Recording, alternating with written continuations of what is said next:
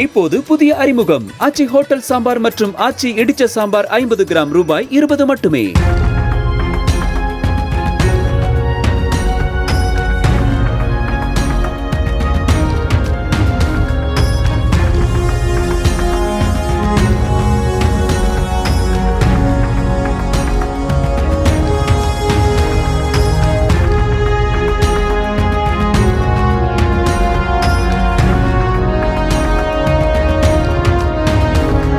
கோவையில் உக்கடம் அருகே இருசக்கர வாகனத்தின் மீது லாரி மோதிய விபத்தில் பெண் ஒருவர் சம்பவ இடத்திலேயே உயிரிழந்தார்.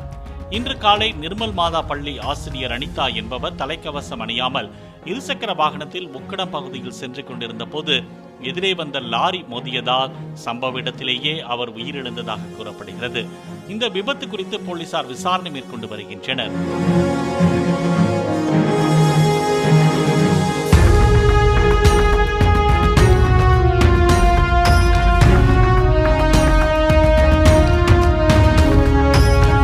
இப்போது புதிய அறிமுகம் ஆச்சி ஹோட்டல் சாம்பார் மற்றும் ஆச்சி இடிச்ச சாம்பார் 50 கிராம் ரூபாய் 20 மட்டுமே.